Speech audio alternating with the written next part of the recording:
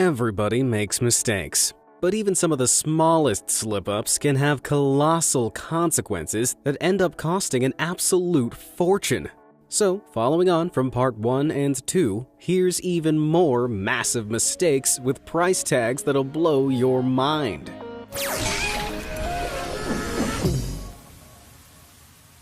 Nanfang Ao Bridge Collapse. The Nanfang Ao Bridge was an arch bridge that linked two sides of Taiwan's Nanfang Ao fishing port. But the 460-foot-long structure was struck by a monumental catastrophe on October 1, 2019. As an unsuspecting oil tanker passed over it, the entire bridge suddenly warped and collapsed 60 feet into the waters below. The tanker looked briefly like it was going to make it, but it too was sent hurtling into the port. As it fell, 3 shipping boats were crushed beneath tons of falling steel and concrete, while 500 others were trapped inside the harbor. The collapse cost the lives of 6 fishermen with a further 10 people injured, but the price of this crisis would soon rise even higher. Because this bridge was just 20 years old, an investigation was launched into the cause of its collapse. At first, many blamed the wind and rains of a typhoon that had struck the harbor several days before. But it was soon revealed that this accident had been years in the making. Rain and salt water had leaked into the anchoring mechanisms over the years, causing its metal to rust away. Steel cables in some places were so badly corroded, cross-sections revealed they were just 22% functional. And to make it all worse, no inspections had been carried out on the bridge for over 4 years. It was soon uncovered that poor bridge management was responsible for missing these flaws in inspection reports, leading to the catastrophic collapse. The accident ultimately cost the government over $160,000 in compensation, and the estimates for a replacement bridge started out at an eye-watering $16.8 million. But that has quickly climbed to $29.3 million as more safety measures will be put in place, all to ensure an avoidable disaster like this doesn't happen again. And speaking of avoidable disasters, don't forget to hit those like and subscribe buttons below. Now, where was I? Hubble Mirror Fiasco. In April 1990, after decades of planning and work, the famous Hubble telescope, which at the time was worth $1.5 billion, was launched into space. It was designed to send back images to Earth of far-flung stars and galaxies. But there was just one problem. The images were coming back grainy. It was like they'd been taken on a toaster.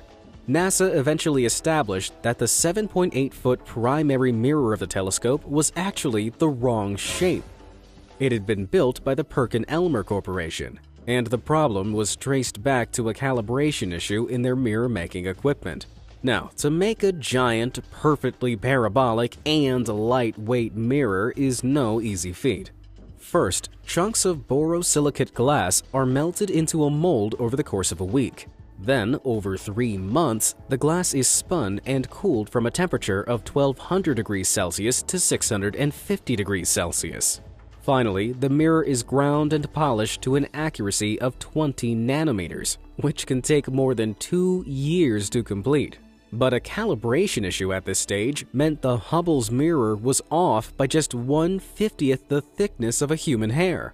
It may not sound like a lot, but for that colossal $1.5 billion price tag, NASA were not happy. Replacing the mirror was hugely impractical. So instead, NASA designed a corrective lens for the Hubble, a bit like how glasses correct people's vision. The Corrective Optics Space Telescope Axial Replacement Instrument, or COSTAR for short, was delivered and installed in 1993 by a separate expedition. The costly mistake leading to COSTAR's development ultimately set the entire project back a further $50 million. But for pictures that ended up being this clear, I'd say that fix was priceless. NOAA Satellite Mishap. In 2003, a costly operation at Lockheed Martin Space Systems Company really went sideways.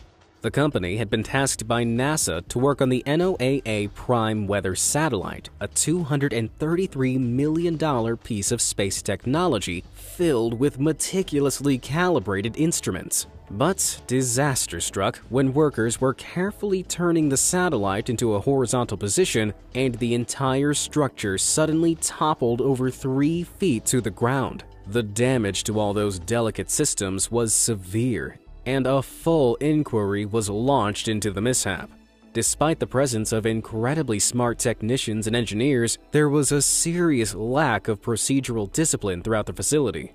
It turned out that while the turnover cart used in the procedure was in storage, a technician removed 24 bolts which secured the cart's adapter plate, and all without ever documenting doing so. The team who used the cart failed to check the bolts before moving the satellite, and bingo, multi-million-dollar destruction was born. Lockheed Martin had to dig into the profits it had earned, and with a little help from the government, they both foot the astronomical $135 million repair bill. If I was the one paying that, I think I'd have fallen over. Bitcoin blunder.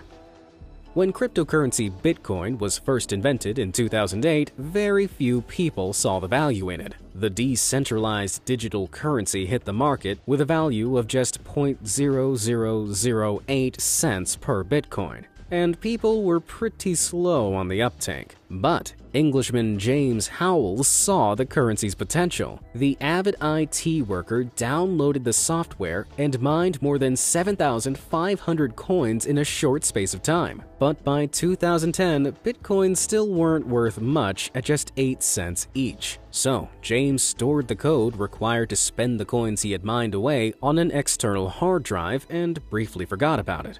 But in 2013, he accidentally threw the hard drive away, in what would turn out to be a very costly bout of spring cleaning. Unfortunately for him, 2013 was the year Bitcoin really started to take off. By April, it had reached a peak of $220 per coin, making James's stash worth a phenomenal $1.65 million.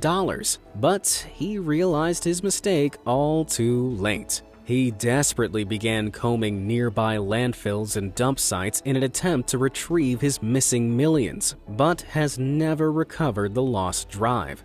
To really rub salt in the wound, on December 17, 2017, Bitcoin's prices peaked at an unbelievable $19,783 per Bitcoin. That meant somewhere in an English landfill, an unsuspecting old hard drive was actually worth a staggering $148 million. And by 2030, that price is expected to climb to $387,000 per coin, meaning it could be worth around $3 billion. Has anyone got a metal detector I could borrow? A magical mistake. Just about everyone on the planet has heard of the incredibly successful Harry Potter fantasy book series. While these stories of the wizarding world have brought magic to the masses, their success is a painful reminder of a huge mistake made by several publishing companies. The first manuscript of Harry Potter and the Philosopher's Stone was conjured up by author J.K. Rowling in 1995. It had taken her 5 grueling years to put what was in her head to paper. But that would turn out to be the easiest part. Her literary agent approached a number of publishing houses, who you'd have thought would have been fighting over the chance to print it. But amazingly, 12 different houses rejected the manuscript before it eventually ended up with Bloomsbury. Initially, Bloomsbury printed just 500 copies, but by the end of 1997, demand for the book was so high that that figure skyrocketed to 70,000 copies. It became an international bestseller and was soon converted into a well-loved film series which only fueled Harry Potter fever. By 2019, 500 million books had been sold worldwide, and the entire Harry Potter franchise was worth a breathtaking $25 billion. While the series has concluded, Harry Potter is still very much the jewel of Bloomsbury's publishing crown. helping it pull in over 162 million pounds in 2020 alone. That's over $200 million. Oh boy, I bet the 12 publishers who turned down that first manuscript must feel sick thinking about how much money they rejected. Golden Ray wreck. At 2 a.m. on September 8, 2019, the crew of the South Korean MV Golden Ray, which had been sailing along the Georgia coast, suddenly called the authorities. Their 656-foot-long transport ship was listing heavily, and their attempts to right it had all failed.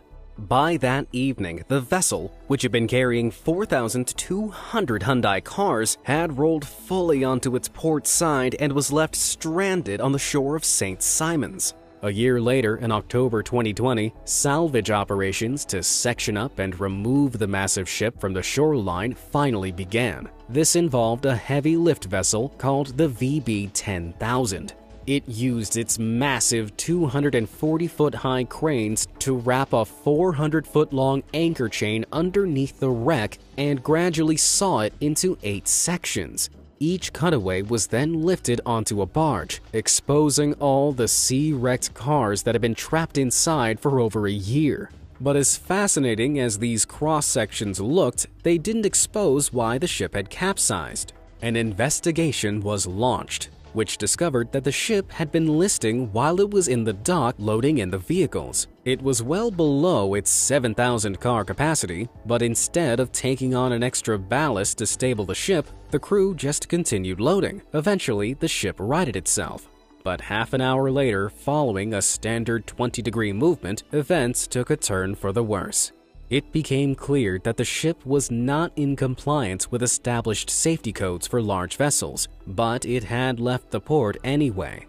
This tremendously bad decision, along with the complexity of the wreck, led to a humongous insurance claim of over $400 million. That's a number big enough to give anyone a sinking feeling. Crab leg catastrophe. There's something about snow crab that Americans just can't get enough of. Their soft, tender meat has customers paying extortionate amounts for a single serving, something seafood restaurant chain Red Lobster tried to capitalize on back in 2003. That year, they began offering an all-you-can-eat crab promotion for just $22.99. Their internal calculations determined that this price, which was just a few dollars more than their regular $14.99 buffet, was high enough to fuel a tasty profit. But they were oh so very wrong. It turned out that people willing to pay $22.99 were really big fans of snow crab. Red Lobster's profitable calculations assumed customers would eat up to 2 plates of crab plus other sides and mains. But they were actually eating more than twice that amount on average. This is because crab meat isn't thick, so customers were able to eat a lot more before filling up. Not only that, but crab is a fiddly food to eat, meaning customers were spending much longer at their tables, so they really got their money's worth. Red Lobster, on the other claw, started hemorrhaging money. They'd inadvertently sparked a huge demand for the legs, which are an import item. This caused the price of the crabs to skyrocket, meaning that to honor the promotion, Red Lobster had to keep buying in snow crabs at increasingly exorbitant prices. By the end of just 1 quarter, the company took a massive $3.3 million loss. This triggered a cascade effect, where Wall Street analysts saw the mismanagement mistake and downgraded their stock price, wiping a huge $400 million off the company's value. That'll teach them for underestimating the American appetite. Ariane 5 Flight 501. June 4th, 1996 was a dark day for the European Space Agency. It marked the launch of Europe's newest unmanned rocket, the Ariane 5, which was a predecessor of the super successful Ariane 4. It was loaded up with 4 incredibly expensive satellites and achieved liftoff. But 37 seconds in, something went horribly wrong.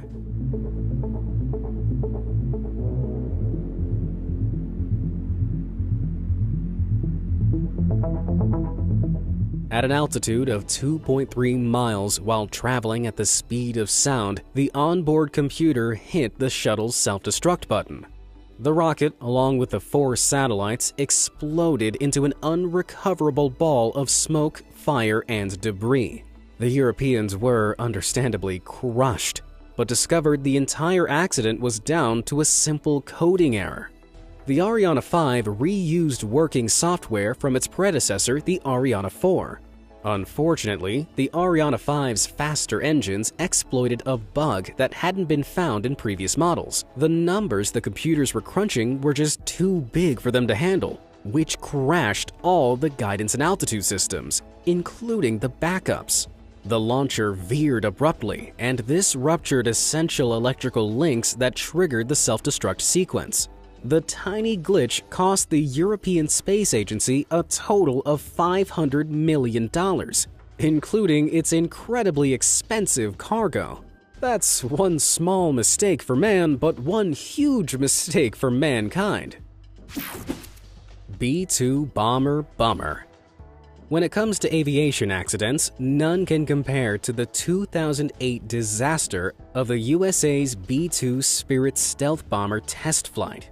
This state-of-the-art machine was taking off from Guam's Andersen Air Base when, all of a sudden, the left wing started to dip down dangerously. Unable to stabilize the craft, both the pilots ejected through the cockpit roof, and the plane crashed and burned a few seconds later. Fortunately, both the pilots survived, but an investigation was launched into what had caused this high-tech bomber to really bomb. It revealed that the plane's exposed air data sensors had been waterlogged by heavy rain prior to its takeoff. This meant air pressure readings during its pre-flight check were too high, so the waterlogged sensors were recalibrated.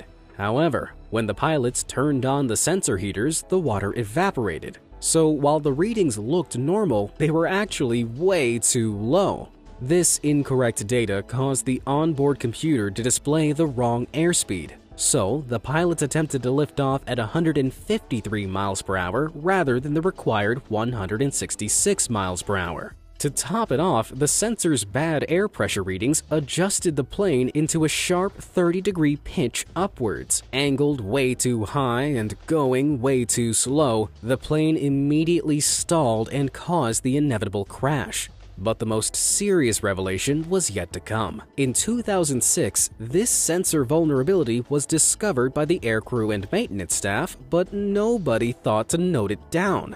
This communication crash came with a hefty price tag, as the plane had been valued at an abominable $1.4 billion. Emphasis on the had. I bet the US military wouldn't mind this monumental mistake flying under the radar. Cedar Fire fiasco. When novice hunter Sergio Martinez got lost wandering the wilds of Southern California back in October 2003, he was convinced he was going to die.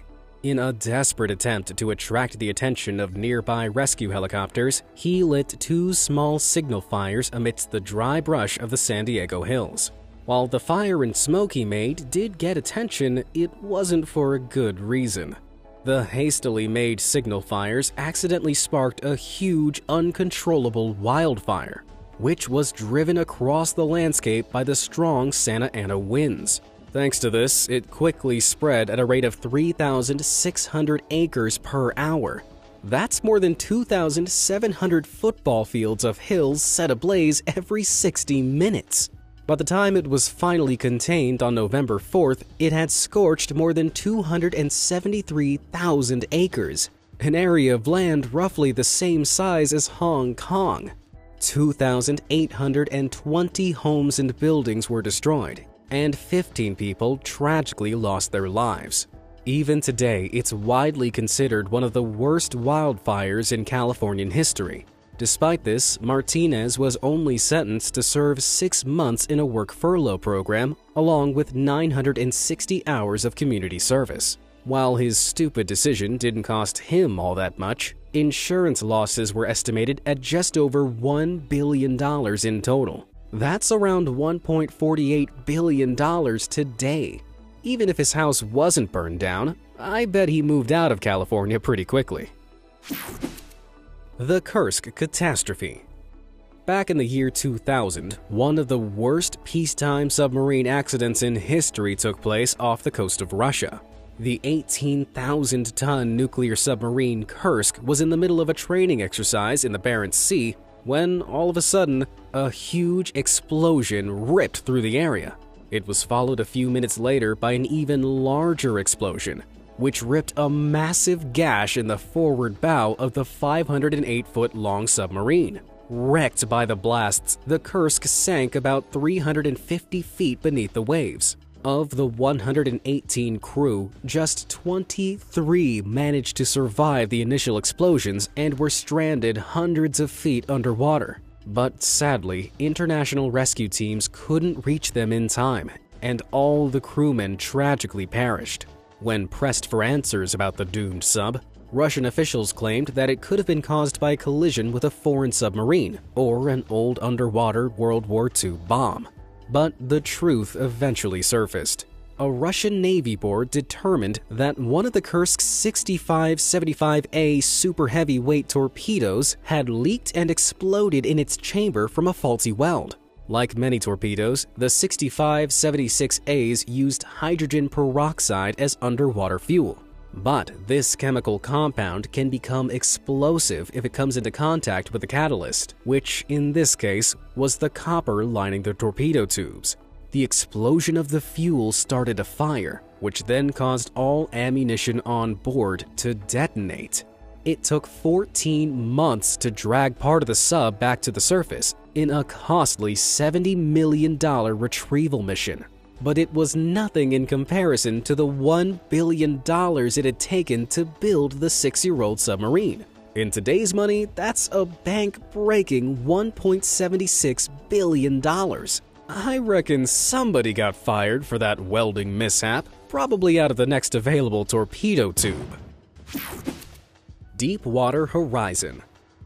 On April 20th, 2010, a huge explosion engulfed the Deepwater Horizon offshore oil rig just 41 miles off the coast of Louisiana. The disaster claimed the lives of 11 workers and injured 17 others, but the worst was yet to come.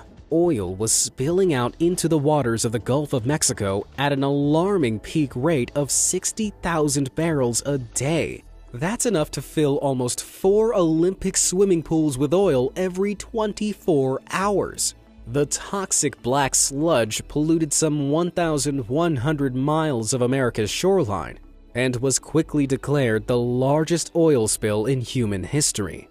But it could have been avoided. The Transocean-owned rig, which had been hired by oil giant BP, was positioned over an oil well 5,000 feet below the waves, and a further 18,000 feet below the rock.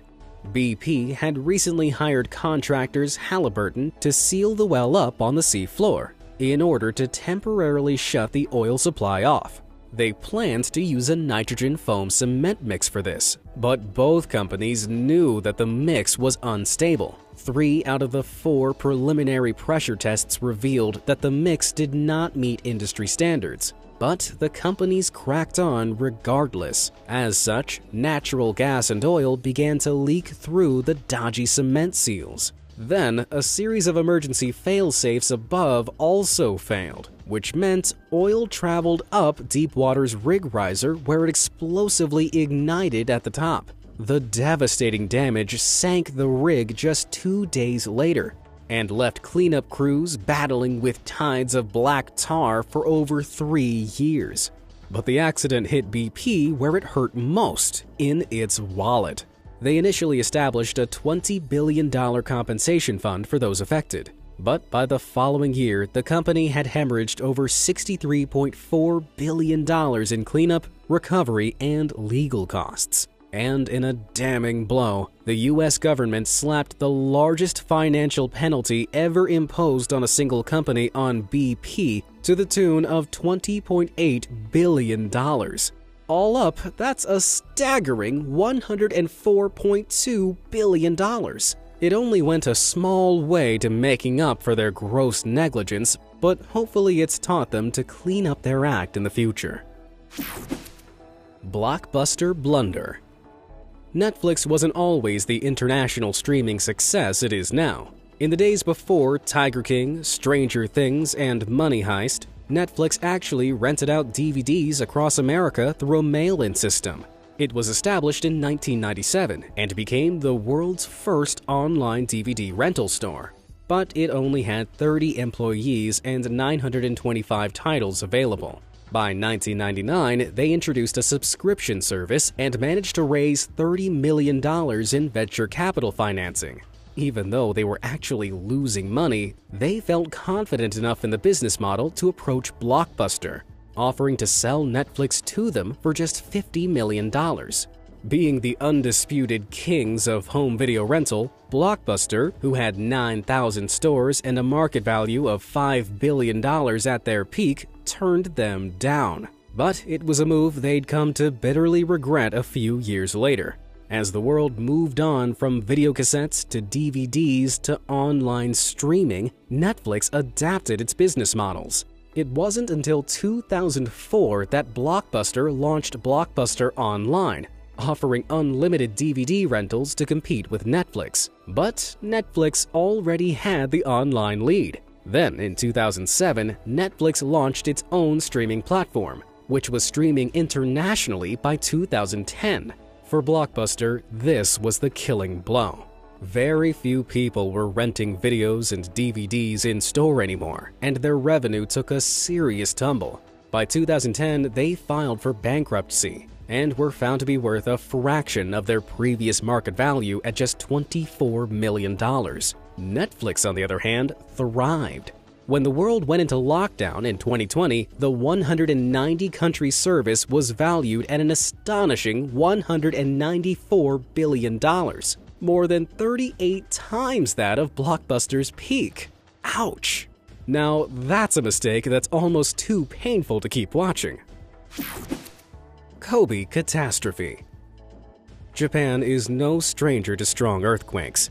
Because it's situated above 4 tectonic plates, which constantly move and grate against each other, about 1,500 earthquakes strike the island every year. Since the 1700s, huge quakes with magnitudes of 8.6 have rocked the country so violently that cities have been leveled and lives lost.